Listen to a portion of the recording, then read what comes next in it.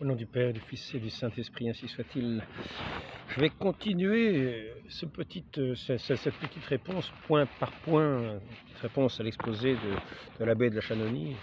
En même temps, j'aborderai quand même aussi des par rapport à ce que je peux entendre en ce moment comme généralité, comme attaque contre l'Église, contre le Christ. L'Église, c'est le corps du Christ. Quand on crache sur l'Église de cette manière-là, quand on blasphème l'Église de cette manière-là, c'est le Christ qui est attaqué, bien sûr, bien sûr, bien sûr. Donc aujourd'hui, je vais aborder la collégialité. La collégialité, c'est la quatrième hérésie. Ça serait la quatrième hérésie. La collégialité qui existe, mais depuis l'origine de l'Église, quoi. Depuis l'origine de l'Église. Les évêques ont été institués, les apôtres ont été institués par notre Seigneur Jésus-Christ. Les évêques sont les successeurs des apôtres. Les évêques sont les successeurs des apôtres. C'est ce qu'on appelle le collège apostolique. C'est ce qu'on appelait le collège apostolique, avec pour chef Saint-Pierre, qui était placé à la tête, soit le berger, le brebis, tous ces apôtres étaient en union, dans cette union, dans cette unité, et de foi, dans cette unité aussi, avec Saint-Pierre, qui a été reconnu dès le début comme le chef apostolique. C'est à lui qu'il est dit sois le berger de mes brebis. Bah, c'est pas à d'autres. Hein, donc, je te donne les clés du royaume. Hein. Ce que tu maintiendras pour lier sur cette terre sera lié au ciel. Ce que tu tiendras pour délier sera délié au ciel. Aux apôtres, il a été aussi dit recevez l'Esprit Saint, les péchés que vous remettrez seront remis, et ceux que vous retiendrez seront retenus. Ils sont chargés de l'enseignement. C'est eux qui sont le magistère vivant, qui sont les porte-voix de notre Seigneur. Non seulement les porte-voix, mais ceux qui reçoivent ce pouvoir de gouverner l'Église. Ce pouvoir de gouverner l'Église. C'est le point essentiel, mais ça, apparemment, c'est un point de la foi. Je crois en l'Église, une sainte, catholique, apostolique. Ça, c'est un point de la foi que ceux qui veulent leur liberté propre, leur façon de penser propre, refusent de recevoir. Et contre cette Église, les portes de l'enfer ne prévaudront jamais jusqu'à la consommation des siècles. Combien y aurait-il de toutes les prophéties de la terre que l'on veut, ça ne va pas annuler la parole de notre Seigneur, le Dieu Tout-Puissant. Rien ne vient annuler la parole de notre Seigneur. Ce monde passera, sa parole ne passera pas. Donc ancrons-nous bien dans cette parole de notre Seigneur qui est le fondement de son Église. Et ce fondement inébranlable. C'est lui qui la maintient, qui l'assiste, qui est présent.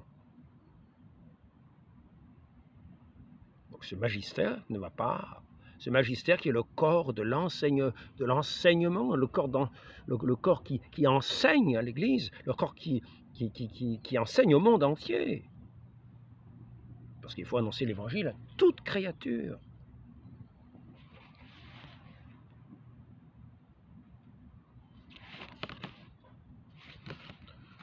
C'est jamais le bon papier. Le pouvoir de juridiction qui est conféré directement au souverain pontife par le droit divin. Les évêques le reçoivent. Et oui, parce que c'est là la collégialité qui est l'hérésie suivante. La collégialité. Alors, vous vous rendez compte, ils ont inventé un nouveau dogme dans ce concile Vatican II, c'est la collégialité. Maintenant, il y a deux pouvoirs, il y a le pape d'un côté, les évêques de l'autre. En plus, l'abbé de la Chanonie cite le texte du concile. Texte qui est sans aucun défaut. Et qui montre bien qu'il n'y a pas deux corps. Deux corps de pouvoir différents, mais un seul.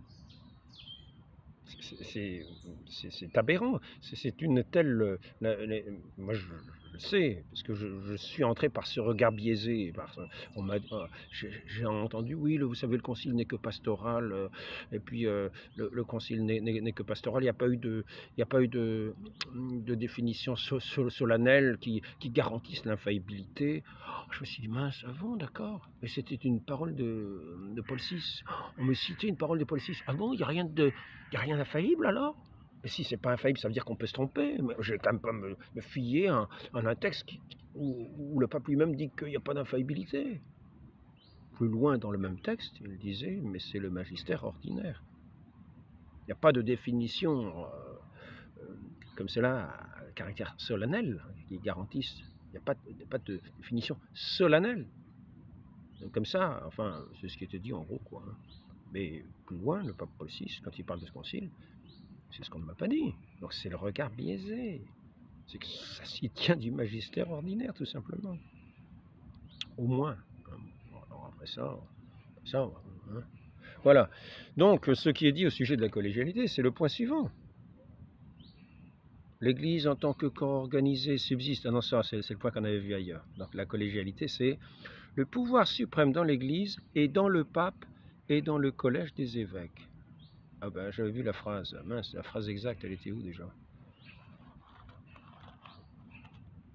Oui, mais il précisait exactement la phrase après, et il disait que ce que c'était dans les évêques en union, et pas autrement, en union avec le pape. Bah mince alors, qu'est-ce que j'ai fait là? Bon, ben, je vais peut-être marquer ça à la fin, peut-être avoir la surprise. Ah, voilà, je crois qu'on y arrive. Hein. Lumen Gentium numéro 22. Lumen Gentium numéro 22. C'est le Concile Vatican II. Alors, on n'a pas institué deux pôles de décision différents, deux souverainetés différentes qui régneraient dans l'Église une et indivisible de notre Seigneur Jésus-Christ, qui est l'unique tête. Non, non, non, non. Et il y a, je vais simplement lire ce qui est marqué dans ce passage, le Lumen Gentium numéro 22. L'ordre des évêques. L'ordre des évêques.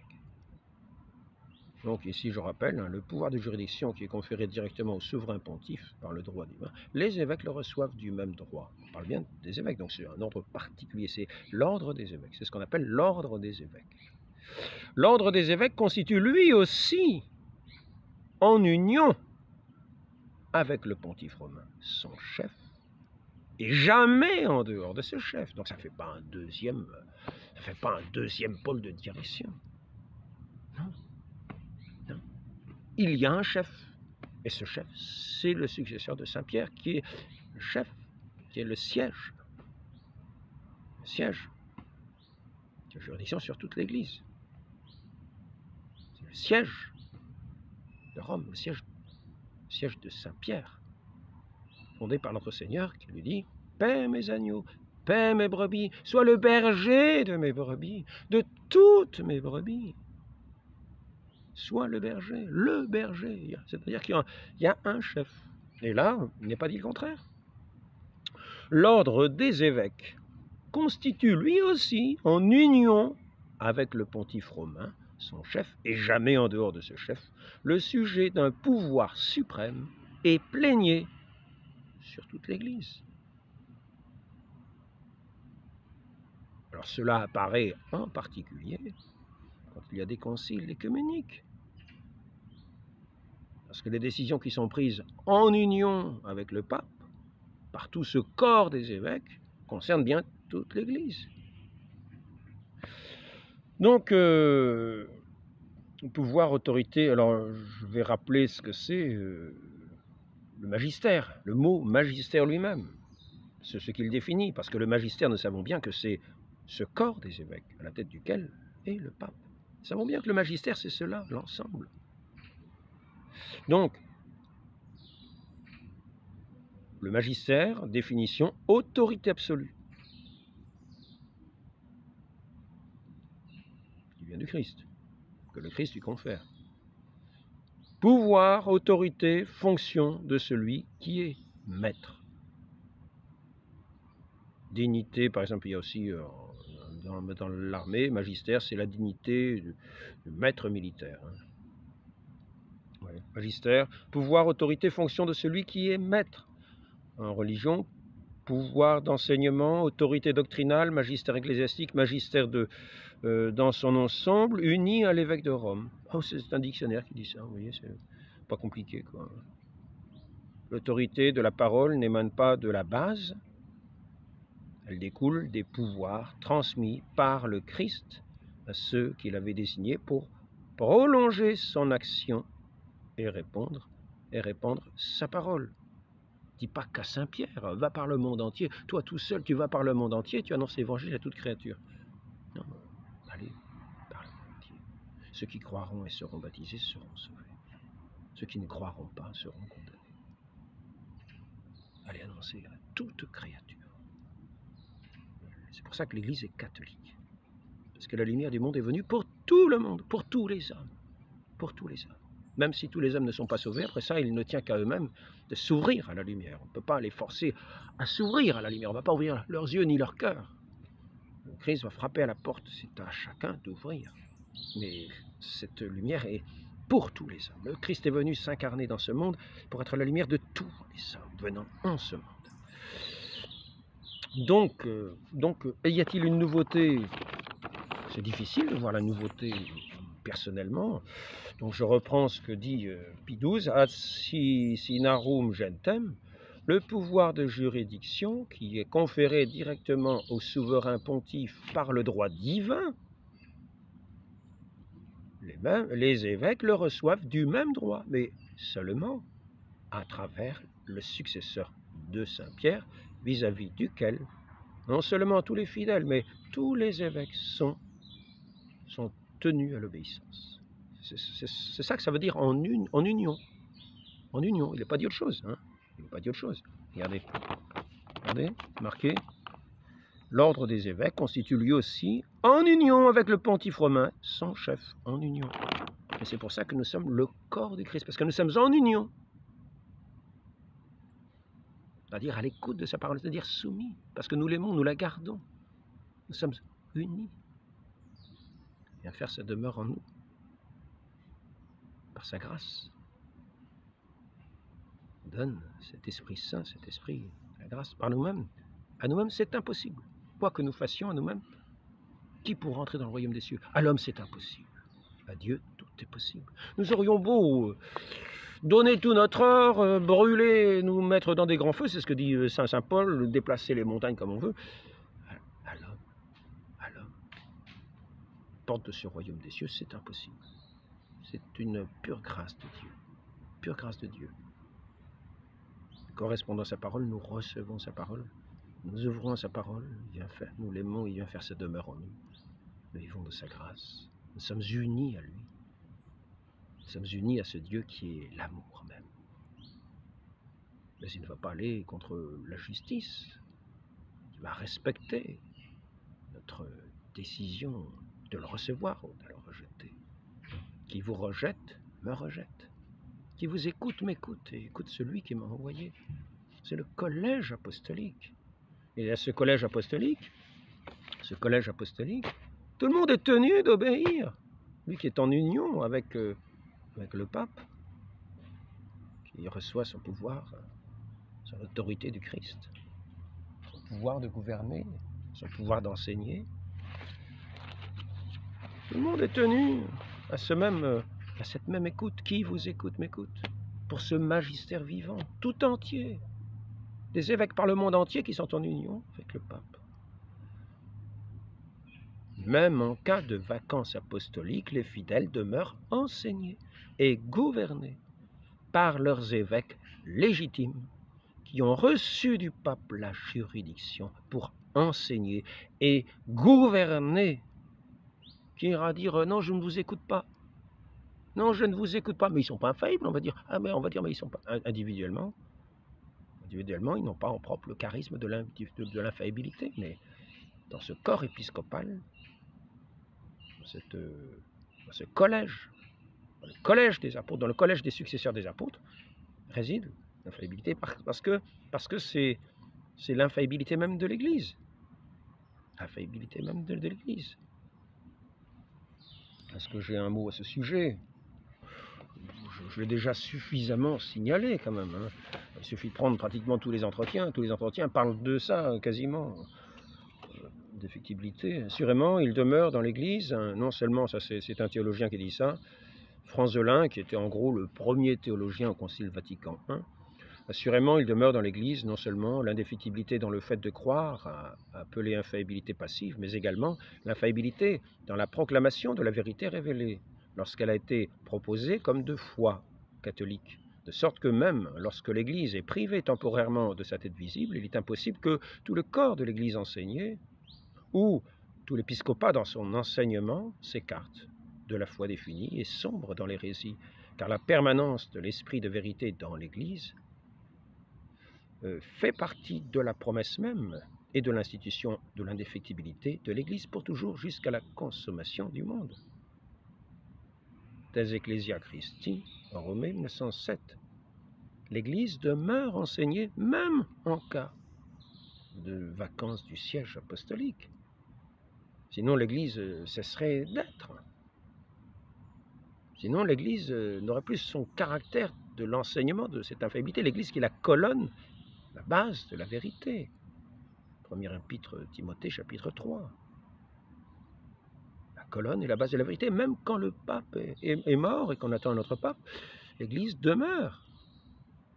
Le pape, d'une certaine manière, participe à l'infaillibilité de l'Église même. Il est le roc. Mais Saint Paul nous enseigne que c'est l'Église qui est la base et la colonne de la vérité. L'Église. Donc sachons-le bien. Le Christ n'abandonne pas, l'Esprit Saint n'abandonne pas son Église. Il y a toujours autorité, gouvernement, juridiction. Parce que c'est le collège des évêques, qui n'est pas un deuxième pouvoir. Non, c'est l'Église. C'est l'Église. C'est l'autorité, l'unique autorité du Christ. Ces évêques doivent être en union avec le chef, ce qui fait que si un évêque a été déclaré hérétique, a été déclaré excommunié par un pape, que ce pape meurt, eh ben, s'il n'y a plus personne sur le siège apostolique, il ne fait pas partie de ce corps, il ne fait pas partie de ce collège apostolique, il est excommunié, il demeure excommunié. Donc ce n'est pas de lui qu'on tiendra compte, ce n'est pas de lui qu'on va prendre nos avis. Il est schismatique, il est hérétique, il est ce qu'on veut. Par contre, s'il est rétabli par le pape suivant, à ce moment-là, il est rétabli dans le collège et il participe à cet enseignement de l'Église. Mais cet enseignant qui est aussi le gouvernement. Il faut savoir si nous sommes gouvernés. Alors, je reprends ici le passage de saint Ignace d'Antioche australien. Car lorsque vous êtes soumis à l'évêque comme à Jésus-Christ, je vois que vous ne vivez pas selon les hommes, mais selon Jésus-Christ, qui est mort pour vous, afin que, croyant en sa mort, vous échappiez à la mort. Il est donc nécessaire, comme vous le faites, de ne jamais agir sans l'évêque, mais d'être soumis aussi au presbytérium, comme aux apôtres de Jésus-Christ. Je crois qu'encore avant, il avait abordé déjà le sujet une autre fois.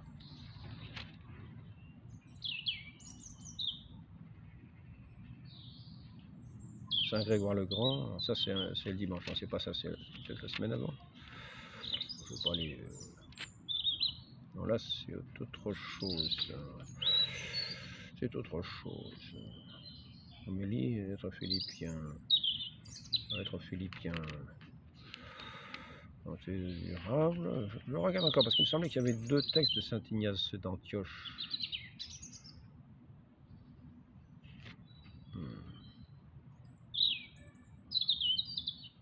Abstenez-vous, ne prenez que la nourriture chrétienne, abstenez-vous de toute mauvaise herbe, c'est-à-dire de l'hérésie.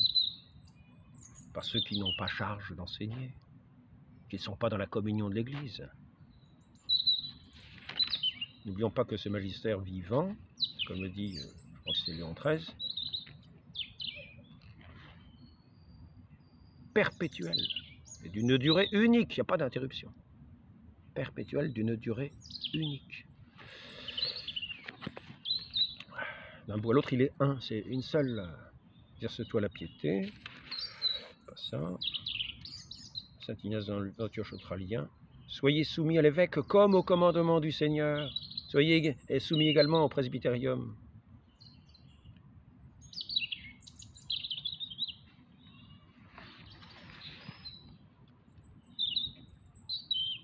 Donc, je vais reprendre aussi ce point de catéchisme qui est quand même très intéressant pour rappeler. Je l'ai déjà signalé dans le grand entretien que j'ai fait de 1h19 où je reprends tous les points. Ben là, je tiens à les prendre un par un, ce sera un peu plus simple à suivre, peut-être. Voici ce que dit donc le catéchisme du Concile de Trente à ce sujet. Il dit la chose suivante. Le Seigneur dit à Pierre, moi je dis à toi que tu es Pierre, et sur cette pierre je bâtirai mon église. Ainsi il bâtit son église sur un seul.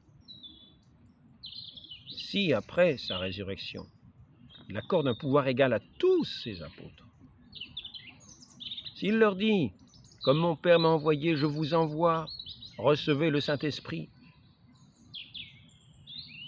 Je tiens à vous faire à souligner, il accorde un pouvoir égal à tous ses apôtres. Qu'est-ce que c'est? Est-ce que c'est un catéchisme hérétique?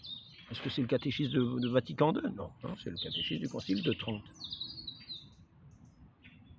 Alors, qu'est-ce qu'il est dit ici, en fait? Collégialité, l'ordre des évêques constitue lui aussi, en union avec le pontife romain, son chef, jamais en dehors de ce chef, le sujet d'un pouvoir suprême et plénier sur toute l'Église. Alors ici, il est dit quoi? Que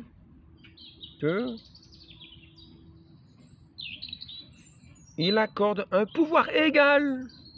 Est-ce que c'est le pontife suprême? Bah oui.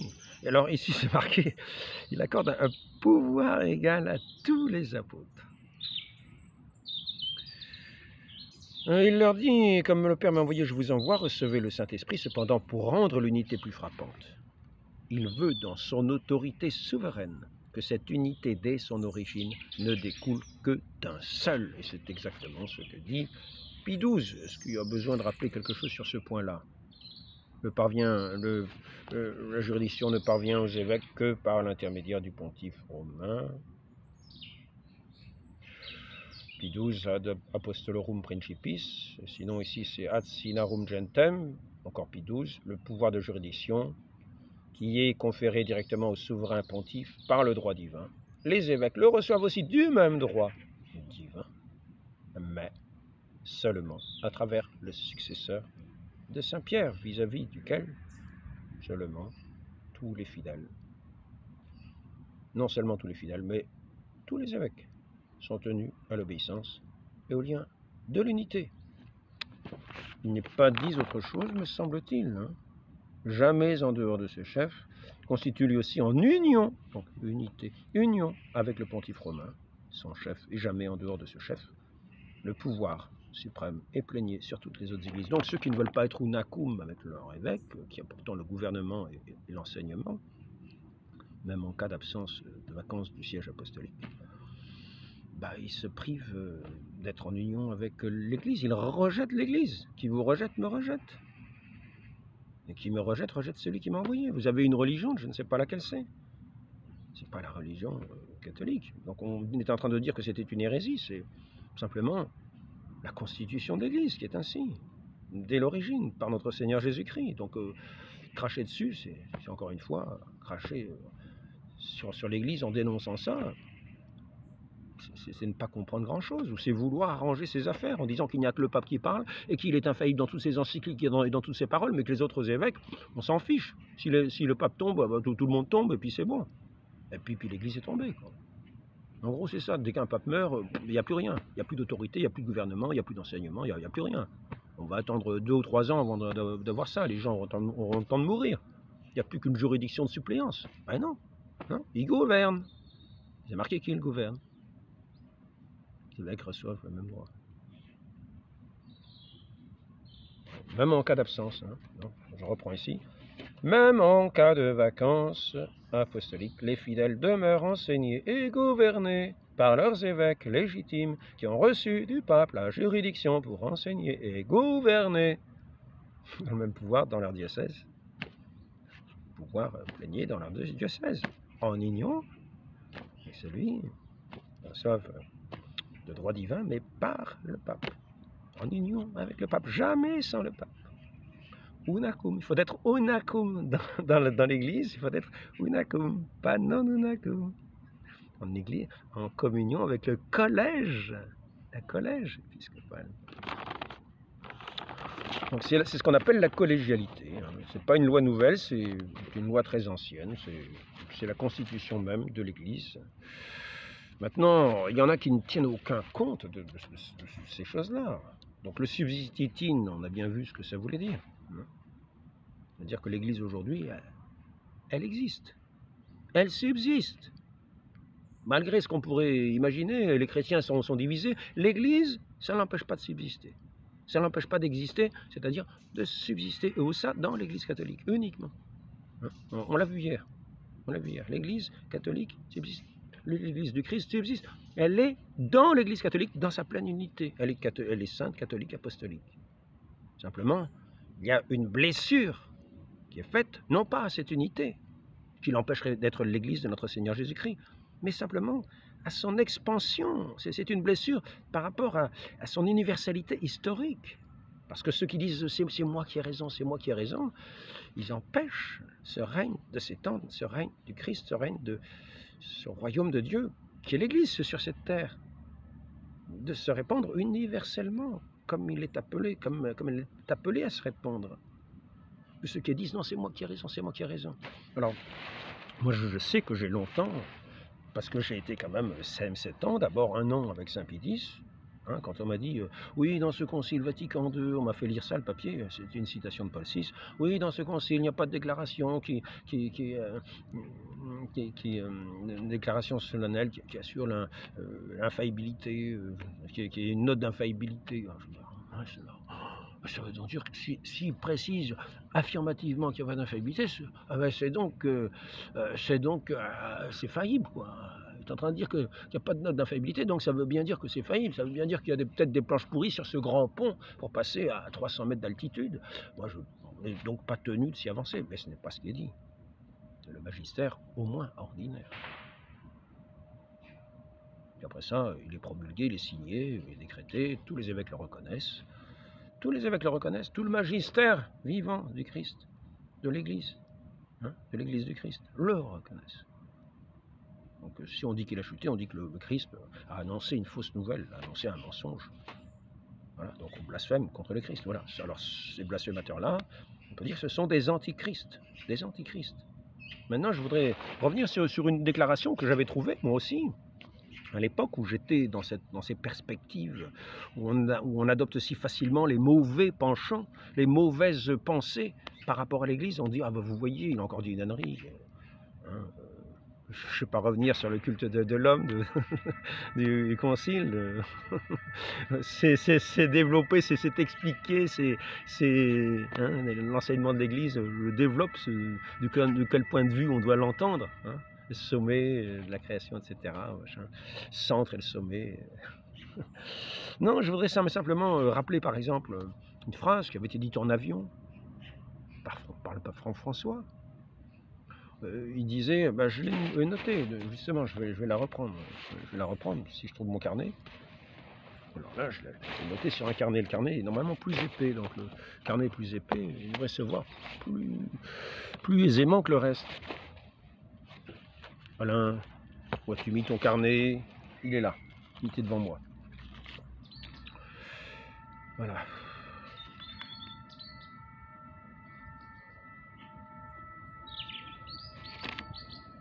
C'est ça. Nous allons y arriver. Oh, Alain, alors, tu l'as noté?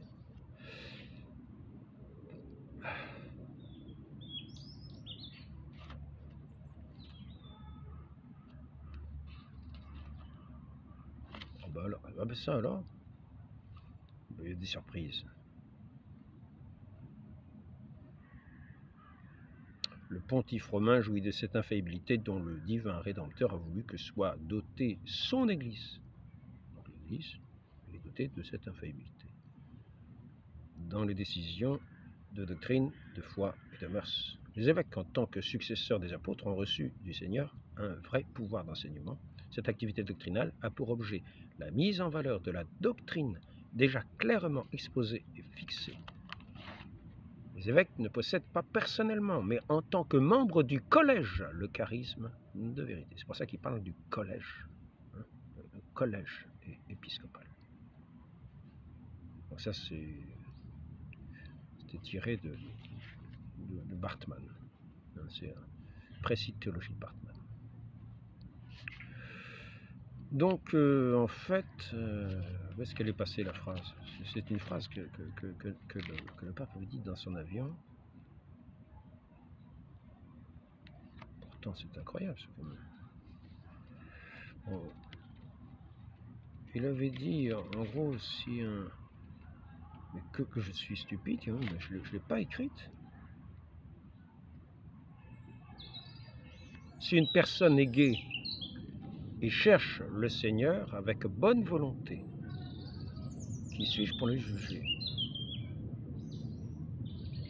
Je tiens à faire remarquer, donc je sais cette phrase, oh, je m'étais dit, ah bah ça y est, ah bah dis donc, avec des âneries comme ça, on est garanti que vraiment on va bien s'apercevoir que c'est une fausse église, etc., etc. Si une personne est gaie et cherche le Seigneur avec bonne volonté, qui suis-je pour le juger? On ne dit pas fais semblant de chercher le Seigneur avec bonne volonté, on dit qu'il le cherche avec bonne volonté, c'est-à-dire de tout son cœur. Quelqu'un qui cherche le Seigneur, il est dans son péché, quel que soit le péché. Quelle est la parole de notre Seigneur sur cela? Il n'est pas venu pour les justes, il est venu pour les pécheurs qui le cherchent, de bonne volonté, qui le cherchent. Quand ils le trouvent, de leur péché. Ils entrent dans cette voie du salut, cette voie étroite que notre Seigneur enseigne. Mais tant qu'ils sont dans cette recherche, peut-on leur reprocher de chercher le Seigneur? Peuvent-ils faire autrement?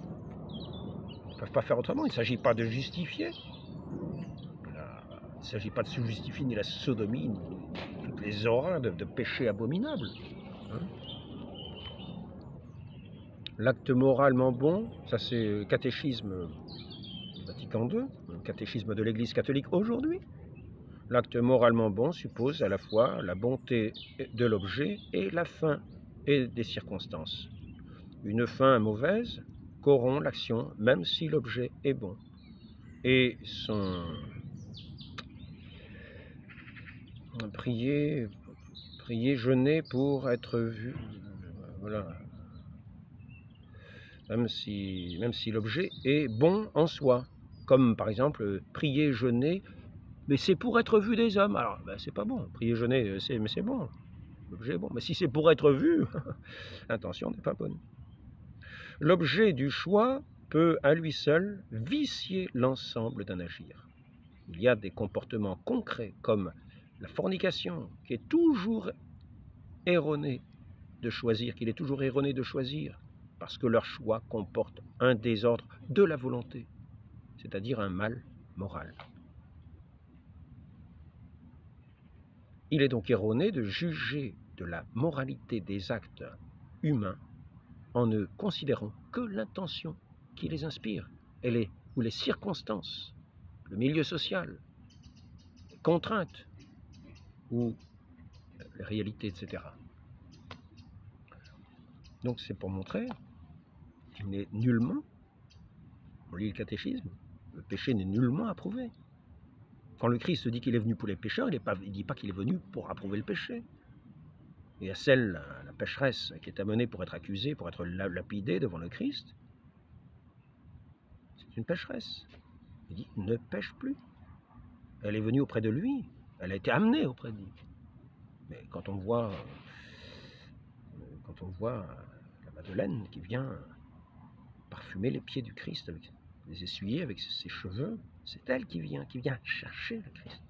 Tous les pécheurs qui viennent chercher le Christ. Croyez-vous que le Christ les rejetait, les repoussait en disant va-t'en de là, espèce de prostituée, va-t'en de là, vilaine, je ne veux pas te voir, tu es une pécheresse, comme disaient les autres. comme disaient les autres. Comme disaient les autres qui ont fini par faire condamner le Christ. Ah, il prend sa table avec les prostituées, avec les publicains, les pécheurs, les publicains. C'est ce sens-là. Si l'on veut bien le comprendre, c'est ce sens-là. Bien sûr, certains vont dire « Ah, ben le pape est pour nous, on peut continuer à pécher. » Non, ce n'est pas du tout ce qui est dit. La phrase est simple, elle est juste. Si une personne gay, si une personne est en état de péché, et dans ces péchés-là, dans ces vicissitudes, et qu'elle cherche le Christ pour s'en sortir, pour arriver à la lumière, cherche le Seigneur avec bonne volonté, pas en faisant semblant, bonne volonté, qui va le conduire au repentir. Qui suis-je pour juger? Eh bien, notre Seigneur nous dit, je suis venu pour les pécheurs et les malades. Et est-ce moi qui vais jeter la pierre au Christ? Parce qu'il a dit une phrase de ce genre. Il n'est pas venu pour les juger. Notre Seigneur nous dit, je ne suis pas venu juger le monde. Par contre, ceux qui ne croient pas en moi, eh oui, ceux qui ne l'écoutent pas, qui refusent d'écouter ses ministres, qui ne sont pas unakum. Ah non, nous ne sommes pas unakum avec ça. Et il y a des quantités de phrases de ce genre. Même dans Fiducia, on prend la phrase de Fiducia. Qu'est-ce que c'est ça? Numéro 5, Fiducia supplicans, rappelle que l'homosexualité est un péché, que seules les relations au sein du mariage sont moralement acceptables. Et marqué nécessaire, c'est peut-être moi qui ai marqué nécessaire. Parce que le mariage doit être consommé.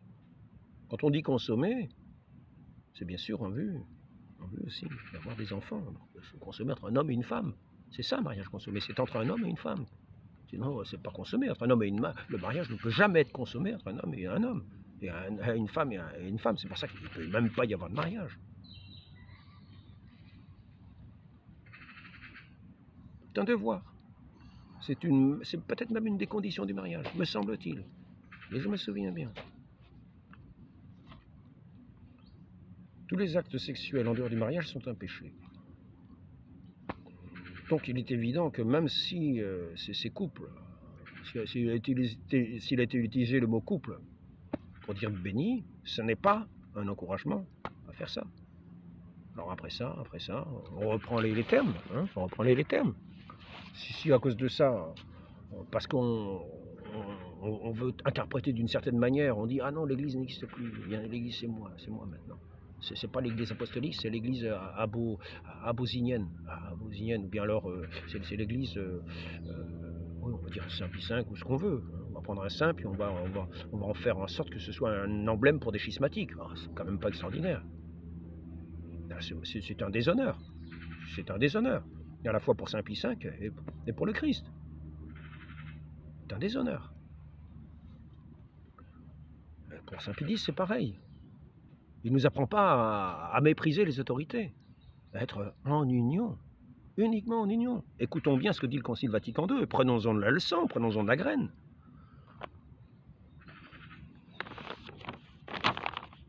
L'ordre des évêques constitue lui aussi en union avec le pontife romain, son chef, et jamais en dehors de ce chef, le sujet d'un pouvoir suprême et plénier sur toute l'Église. Prenons-en de la leçon, et soyons vite en union avec ces évêques qui sont en union. Car nous avons le devoir, car ils ont la charge d'enseigner et de gouverner. Donc nous avons le devoir de leur être soumis. Sinon, nous ne sommes pas en union avec le Christ. Ça s'appelle l'obéissance. C'est par cette obéissance que nous sommes en union avec notre Seigneur. Nous écoutons sa parole. Obéir et écouter, c'est quasiment le même mot. L'obéissance que l'on met, une écoute que l'on met en pratique.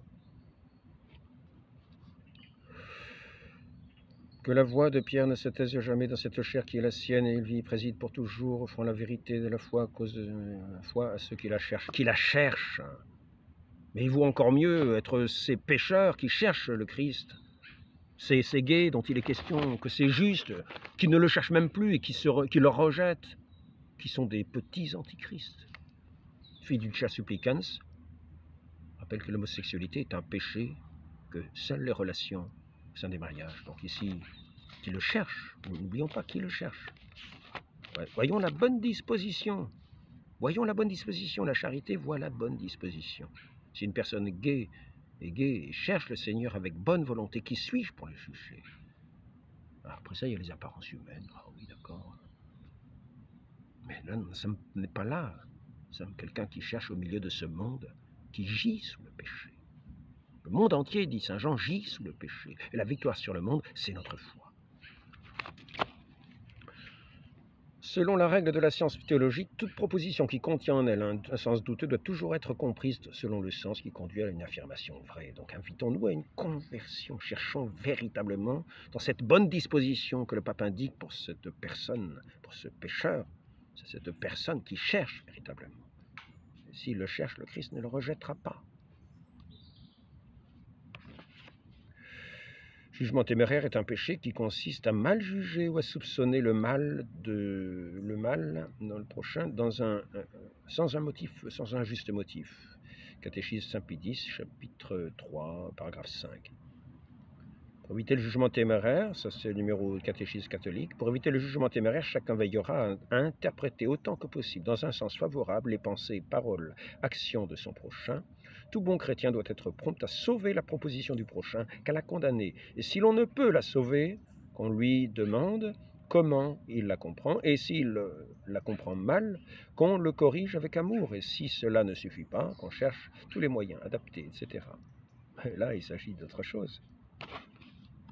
Nous sommes conscients de notre faiblesse, plus l'institution divine de ce ministère apostolique nous élève à une espérance ferme et établie dans la personne de Saint Pierre, puisqu'il ne doit jamais abandonner le gouvernement de l'Église qui lui avait été confié par le Christ. Il ne devait jamais manquer de porter le fardeau de l'enseignement apostolique, de l'engagement apostolique, transféré à ceux que Dieu lui avait confiés comme successeurs pour être soutenu et protégé tout au long de la série perpétuellement. C'est pas ça que je cherchais. Dès que l'autorité légitime a fait une prescription positive, qu'il ne soit permis à personne de s'y soustraire sous prétexte que cela lui déplaît, mais que chacun soumette sa manière de voir à l'autorité du supérieur, qu'il lui obéisse par devoir de conscience, de même que nul particulier, par la publication de livres, de journaux, s'érige en maître dans l'Église, n'avait qu'un seul maître, et il nous enseigne par le ministère de ce qu'il a institué dans son Église, qui est la colonne et la base de la vérité.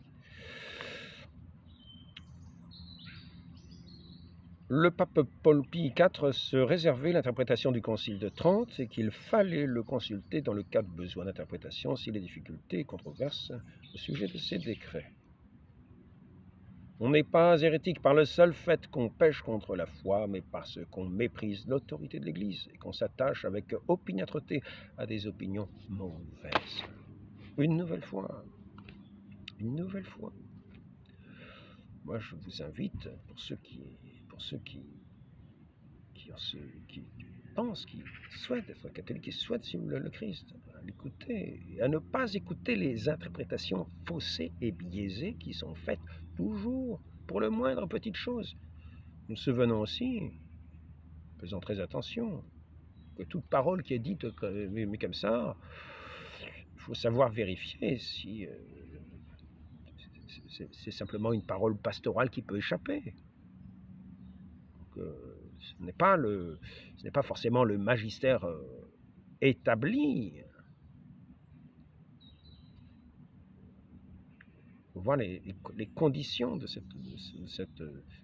cet enseignement. Conditions. Il y a des encycliques, il y a les définitions, il y a les... Donc soyons très prudents et ayons foi en l'Église, plus qu'en nous-mêmes. Plus qu'en nous-mêmes. Notre Seigneur ne va pas nous conduire sur les chemins de l'errance. Mais soyons vraiment à l'écoute. Si nous avons une mauvaise idée qui nous impliquerait, nous, à nous tromper, alors que l'Église n'enseigne pas ce qu'on croit. Mais nous, on croit que l'Église a dit ça, alors on se trompe. Et on va effectivement sur une route de péché, mais c'est nous-mêmes qui allons dans ce sens-là. Il faut demander l'éclairage véritable. Et garder le sens catholique. Garder le sens véritable de l'enseignement de notre Seigneur Jésus-Christ.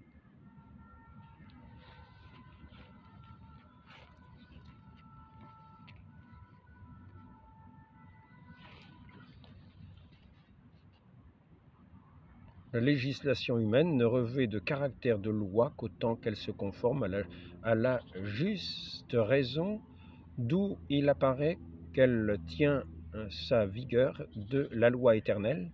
Dans la mesure où elles s'écarteraient de la raison, il faudrait les déclarer injustes, car elles ne vérifieraient pas la notion de loi, serait plutôt une forme de violence. S'il arrive aux dirigeants d'édicter des lois injustes, ou de prendre des mesures contraires à l'ordre moral, ces dispositions ne sauraient obliger en conscience, et c'est l'enseignement de l'Église, du catéchisme de l'Église d'aujourd'hui. Qu'y a-t-il de travers dans cet enseignement? Lisons-le bien, comprenons-le bien.